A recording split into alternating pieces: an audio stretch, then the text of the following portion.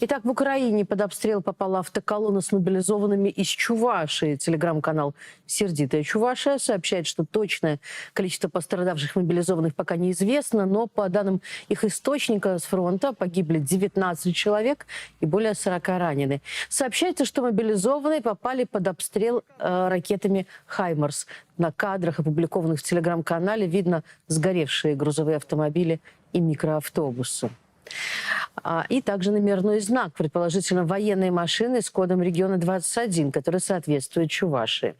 Подробности случившегося узнаем у политика, создателя телеграм-канала «Сердитая Чувашия» Семена Кочкина. Семен, здравствуйте. Здравствуйте. Расскажите, пожалуйста, что еще известно об этой истории, каким образом вот сразу такое количество мобилизованных попало под обстрел, каким образом это стало вам известно? Обстрел был 29 октября, и как только это произошло в местных, в наших чувашских Z-каналах, Z-сообществ людей, там, которые помогают этим солдатам, начали появляться эти сообщения, видео, списки раненых. Да, то есть как бы солдаты, которые попали под обстрел, попросту не ожидали, что такое может быть.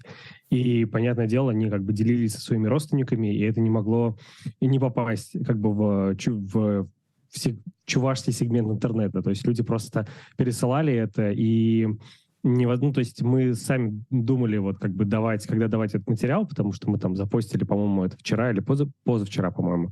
Вот. Хотя нам было чуть известно раньше. И в самой республике началась такая моральная паника, люди начали очень переживать за своих родственников, и в то же самое время власти Чувашии никак не реагировали. В общем, мы списки опубликовали раненых, опубликовали все видео, которые были оттуда. До сих пор неизвестно количество погибших, и неизвестно, собственно, куда направлялась, да, этот полк мотострелковый.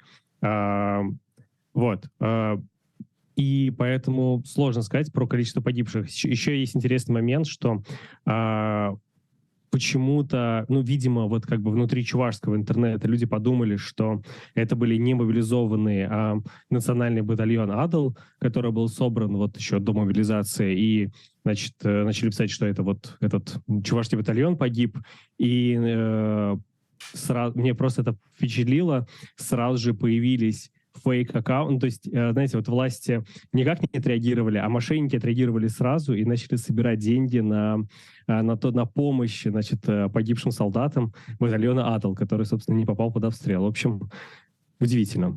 Вот вы говорите, что в республике такая паника эмоциональная, но неужели эти люди не понимали, что их родственники уехали на войну, и, естественно, что с ними может подобное произойти?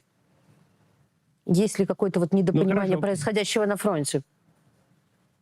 Во-первых, они мобилизованные, и когда там, как бы, понимаете, люди в основном не интересуются же политикой, они просто живут свою жизнь, и как бы раз там кого-то забрали, они, посмотрим, там, поможем, носки отправим. Вот, и когда происходят массовые, там, вот как вот сейчас, да, большое количество погибших, то, конечно, люди как бы в шоке. Они думали, что именно с их родственниками такое может произойти. Это может быть там с кем-то другим, не с ними, не с их семьей, и вообще не с мобилизованными. В общем, да, люди, правда, не интересуются новостями, они как бы пытаются отгородиться в России, поэтому тут как раз ничего удивительного. Тут скорее вопрос в том, то есть меня поражает, насколько власти игнорируют это все, и местные власти, и как бы и Минобороны, никто никак не комментирует. А что значит игнорируют? Они вообще не прокомментировали произошедшее? Я уверена, что местные власти в курсе, что жители знают о случившемся. Военком Чувашии записал видео и обещал за распространение ложных сведений завести уголовные дела. Потом глава республики сказал, что все на войне бывают потери, и все, кто распространяет данные не Минобороны, они сеют панику и работают на стороне врага. Поэтому, как бы это все, что они сказали. И вот они как бы... И они все сетуют на то, что вообще-то они...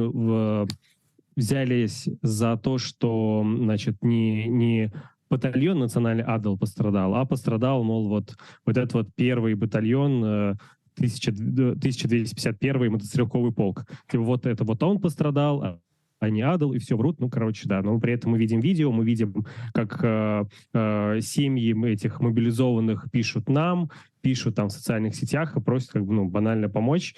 Вот мы публиковали списки раненых, они смотрят на эти списки, находят своих каких-то родственников, пытаются связаться, там, каких-то одноклассников, может быть, да, каких-то знакомых, пытаются связаться, узнать, но как бы вообще информация абсолютно закрыта. Мы сейчас запустили петицию, я понимаю, что, конечно, все это звучит как бы там петиция в 23-м году, но я как бы надеюсь, что власти хоть как-то, знаете, хоть хотя бы скажут, кто, ну, давайте, они не скажут, кто погиб, ну, хотя бы кто выжил, как бы хоть что-то. А почему они не скажут, кто погиб? Это какая-то военная тайна? Ну, слушайте, ну вот, видимо, они считают, что публикация списка погибших — это и есть, да, какая-то работа на стороне врага. Ну, мне это кажется, что причина то, что потери большие. То есть если бы либо потери бы небольшие, то они бы как бы без проблем бы опубликовали и вообще бы не переживали. Ну, по итогу мы вот вообще ничего этого не видим. Вот. И еще единственное, что было, опубликовали видеообращение командира этого полка, который тоже сказал, что да, люди умирают, но это война, и тоже количество погибших я говорить не буду. Ну, в общем, какой-то кошмар. Похоже, знаете, на вот ситуацию, которая была в Самарской области, с самарскими мобилизованными, когда в Новый год попало, значит, там тоже Хаймерс прилетел на казарму, было много погибших, и там тоже в Самаре были там какие-то люди, там тоже подписывали петиции, требовали вызнать списки, но, по-моему, даже и там их не опубликовали. Спасибо большое. Это был Семен Кочкин, политик, создатель телеграм-канала «Сердитая Чувашия».